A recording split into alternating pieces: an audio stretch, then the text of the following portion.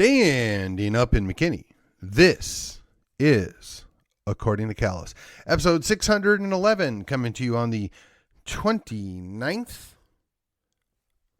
of March, the year of our Lord 2024. And as always, I ask you, please like, share, and subscribe to this program. Follow me on your social media of choice. Join me on the podcatcher that works for you. And as I like to remind you, for now, I'm still up at YouTube. I have a page and a group over at Facebook. I am a pro over at Gab, and I still drop in at MeWe.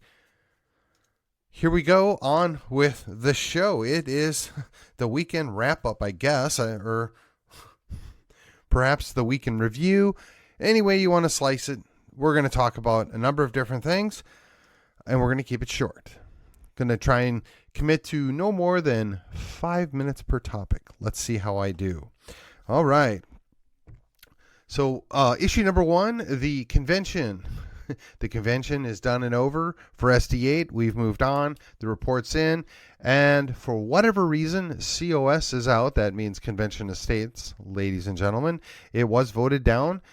Also, they decided that we need to continue endorsing candidates in municipal races, keeping in mind that we have a miserable record last go round, and it's pretty much everybody else's fault.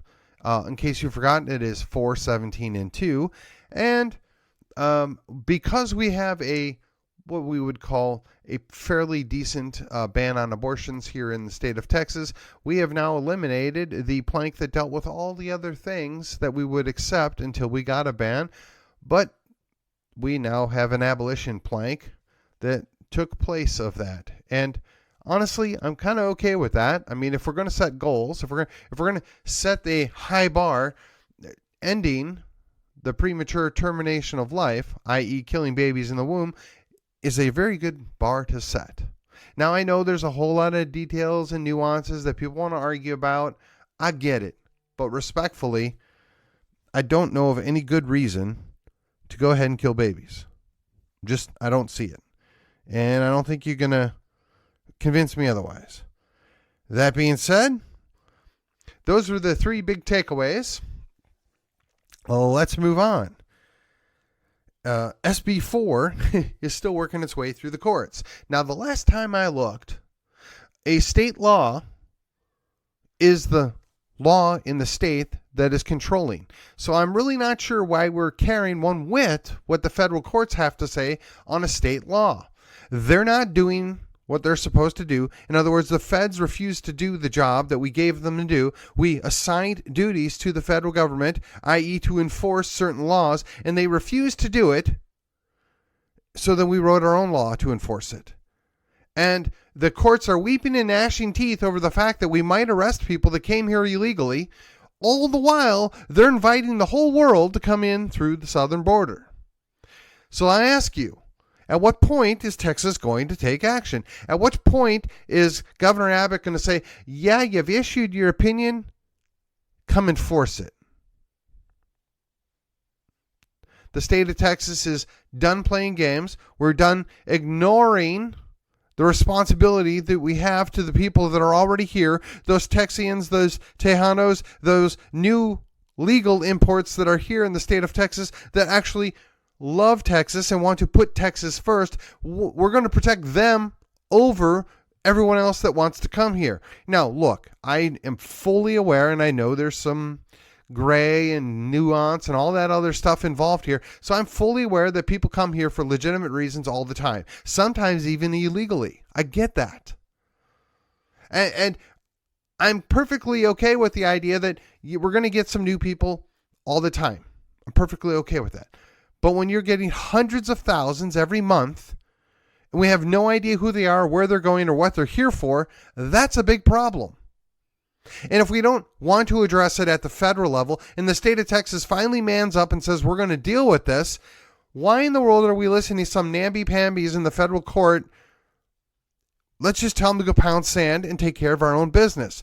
Let's defend Texas like we ought to, like we should have been doing for over 3 years. And look, I'm grateful that we finally got the law. Now let's enforce it. Now look, SB 4 is not perfect. And I'm aware that there's plenty of my Latin brethren out there that they're afraid they're going to be unjustly pulled over.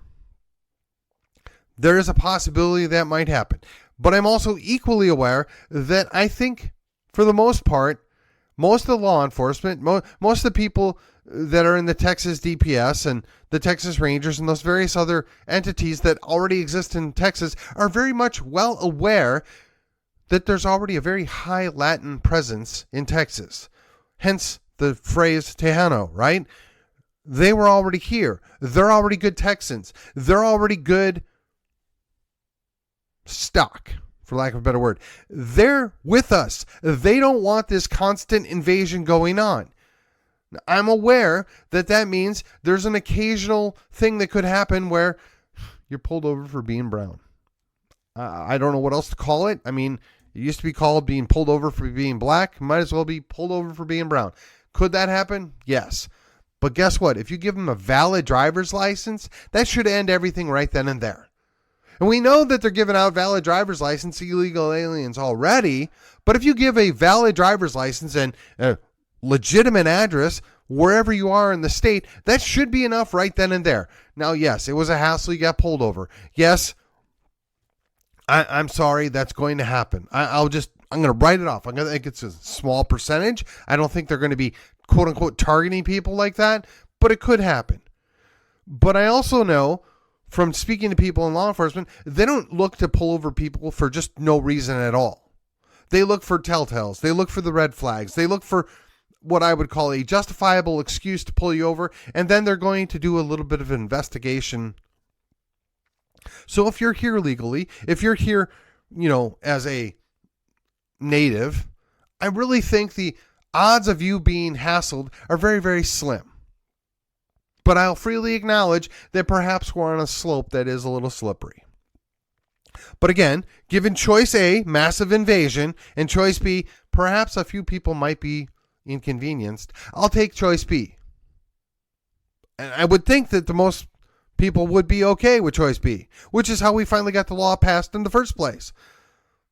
Because we want to stop the invasion. We want to stop the migration that is altering what makes Texas special. And it's not just the folks coming up from Central and South America that are causing that. It's everybody else that's sneaking in with them. Let's not pretend. Let's not, try and hide behind women and children, because we're well aware there are a small percentage of the people that are actually coming here. And if you're sending an unaccompanied child to the United States from wherever, clearly that's a problem. We shouldn't be going for that either. And if we're not going to even test to show that there's a familiar responsibility there, that's on us too. The United States government, the feds, if you will, have done garbage, a piss poor job, if you will, for the last 3 years. And they refused to do the job that we hired them to do. We in the other states said, hey, we're going to delegate this authority to you, but we expect you to actually do it. And because you're not doing it, guess what?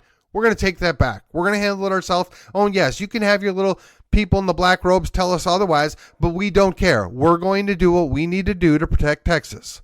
Real simple, real easy. Let's get on it. Texas is taking action. So that's item number 2, right? So we talked about a little bit of fallout from the convention. We're talking about Texas getting off their butt and taking action.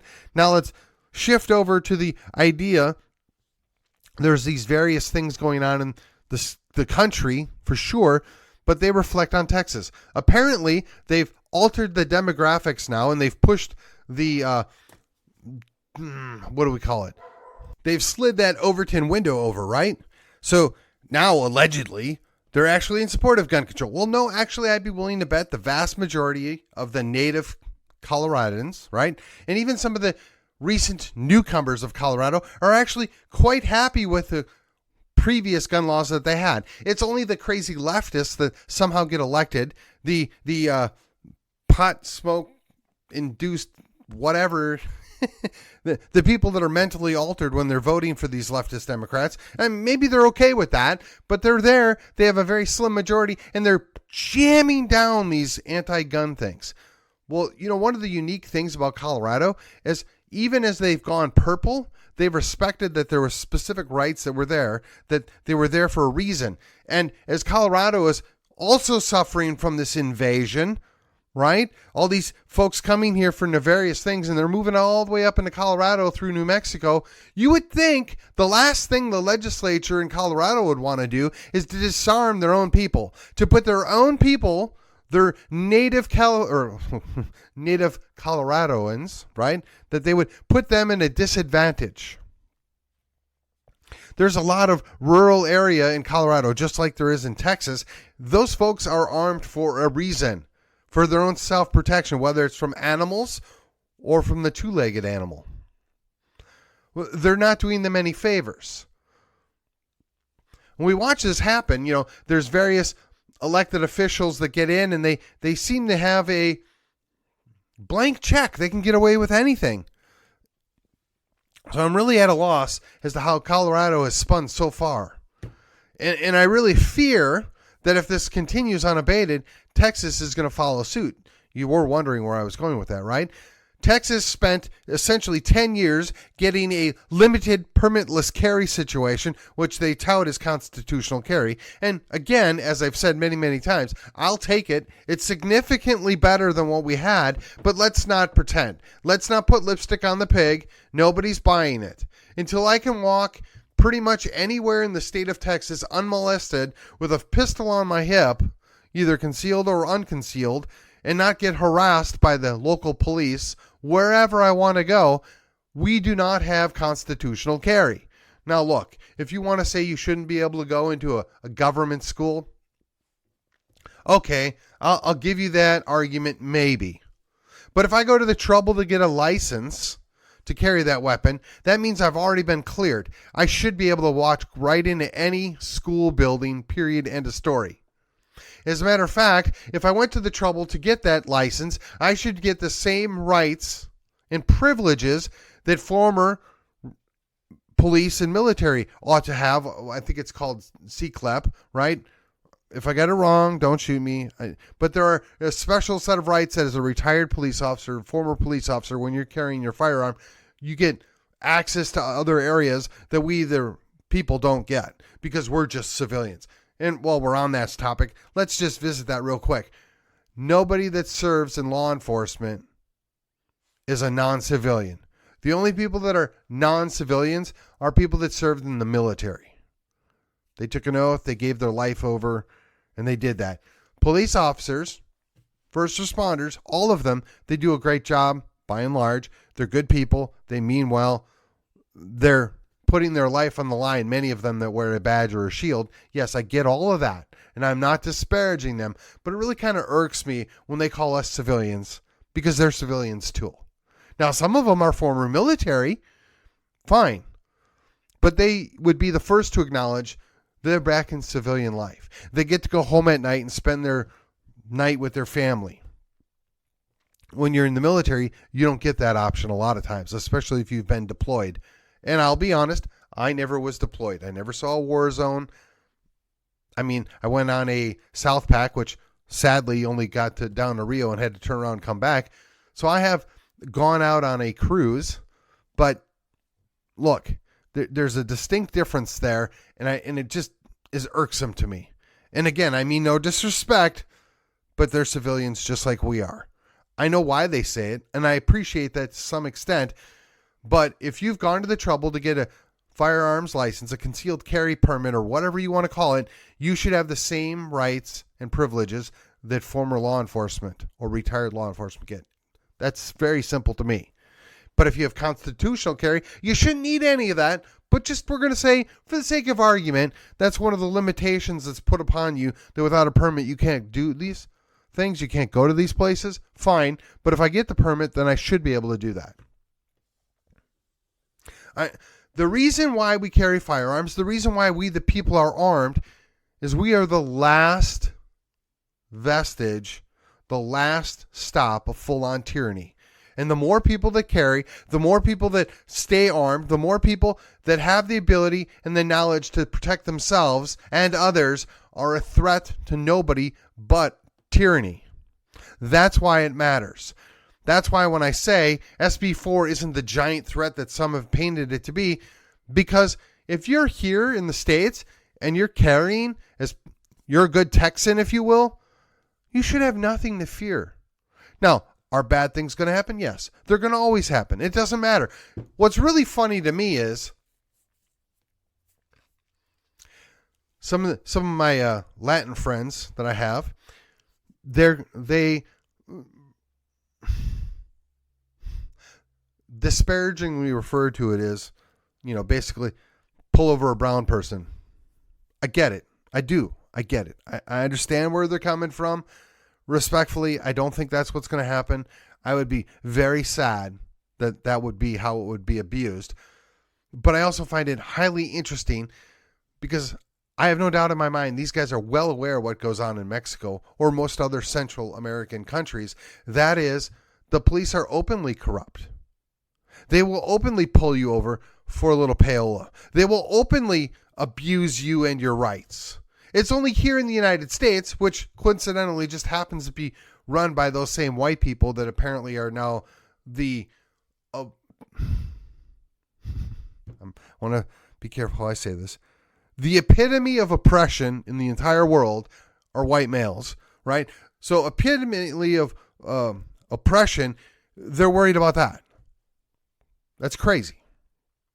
We're the ones that advocate, and not just white males, but we, the United States, we Texians, we Tejanos, we advocate for people being able to defend themselves, for people to have their rights recognized as pre-existing before government, and we're doing this adamantly all the time, and it was perfectly okay when they were hassled in their former home country, and they come to this country, and they're worried about it.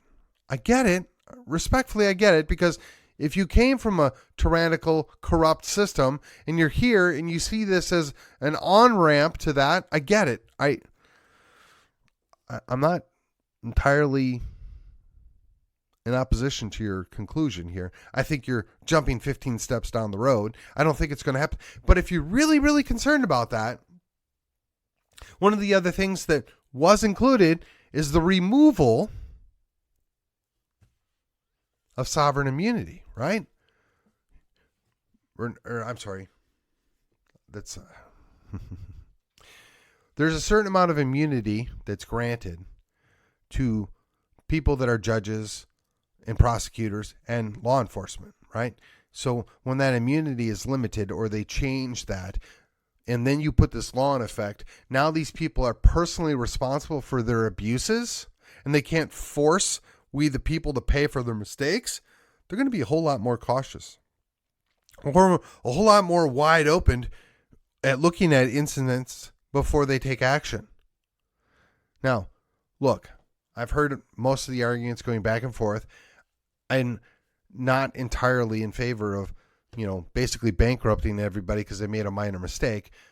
But on the flip side, they shouldn't be able to essentially bankrupt the city or the county they live in by making mistakes that they never have to suffer consequences for either. So there's two sides to every story. All right. Now let's tip in over to a slightly national situation here. So we had a ship that mysteriously lost power, mysteriously was out of control, and just happened to run into a major bridge in the port of Baltimore that connects basically the north and south of the East Coast. And this major bridge where all the hazardous materials and whatever else cut across just happens to get hit by a ship that allegedly lost power and allegedly lost control. I'm curious where the tugs were, where the harbor master was, or anybody else that could have been overseeing this was, and it just happened to happen. And my concern, as I mentioned yesterday, is could the repercussions of this actually be more costly than what happened in New York City? Now, yes, I know technically at the moment less people are dead. I get it. But the economic repercussions of losing one of the most important arterial bridges on the East Coast for what is potentially multiple years, is going to have a very long-standing consequence that I wonder if anybody's considered what that's going to play out. Now, I know they're going to mention it in passing. I know there are people that have already gamed this all out. But I'm just saying, we, the general public, how many of us has considered what's at play here? Keep in mind, there's multiple wars going on that we've stuck our fingers in. Ukraine and Israel come to mind right off the top of my head. And there's other things going on, particularly antagonizing China. So is it too far of a stretch to suggest that maybe, just maybe, something untoward happened here? Maybe it wasn't the people that were actually supposed to be in control of the ship that was flagged out of Singapore. Maybe there was bad actors on there. Maybe it got hacked. Who knows? But it just seems very peculiar that with all this stuff going on, we just happen to have a major container ship, just happen to run into a major support beam that just happens to knock down this major arterial road for the East Coast. There's a whole lot of happenstance things there, and I don't know what happened, right? I don't have any special insight. I don't have any, investigative situation at play here where I know something that you don't know. But just standing back here in Texas, looking at this situation, I have to ask myself, does this make sense to you? Well, actually, no, Self, it doesn't make sense to me. I think it sounds kind of hinky. So you do the just most minor bit of investigation, and things just seem to not add up. Now, look, I'll also admit, I don't believe the media, ever. Even when they're telling the truth, which is rare, it's usually salted with multiple other little lies and indiscretions so as to confuse you as what's actually going on here. Now, I have even less trust in my government, which, by the way, set aside $800 million, or was it $1 billion? I don't even know. $800 million for their propaganda wing so that they can tell us what it is they want us to know. Now, I would much rather, if we're going to misspend money, but I would much rather, build things that are actually useful. Roads, bridges, tunnels, locks, dams. And if I can't get those, I'll even settle for war implements. Mortar shells, tank treads, all those other various things that have been wasted over in Ukraine. I would settle for that. But no, we're going to spend money to justify propaganda and other bad actions we're taking. And oh, by the way, we're going to make a bunch of silly requirements that you must follow through in. And oh, by the way, if you were maybe, just maybe, a little edgy, we're going to set up a nationwide red flag center just so we can hunt you down. And while we're at it, those people that took an unauthorized tour of the Capitol, 3 years ago, but hadn't caused a problem before or since, we're still going to hunt them down because, the greatest threat to all mankind are those white male civilizationalists. Oh, we can't have them out there. The world's going to end. You see, at the end of the day, there's just a whole lot of things going on that just don't quite add up. They don't quite make sense in the grand scheme of things. Colorado was a nominally red state. Now it's blue. And it wasn't content to just be a little blue. No, we're going to disarm our people and, by the way, keep them drugged out. Now, Colorado's a beautiful state. There's lots of nice areas there, but they're not content to just sit aside. No, we're going to do our best, our level best to destroy it and do it as quickly as we can. And I'm not really sure why anybody thought that was a grand idea or why it was something we should do, but here we are. And here in Texas, we're watching Colorado, which was kind of the vacation destination for a whole lot of North Texans, being obliterated off the map by insane leftist policies, wondering, when is this going to happen in Texas? I mean, we've already got an enclave of California called Austin.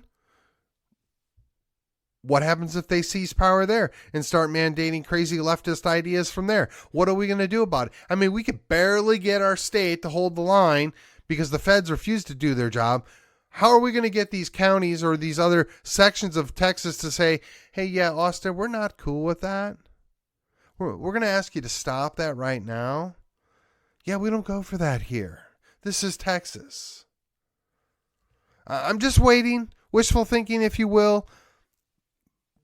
But that's where I'm at. What are we going to do about it?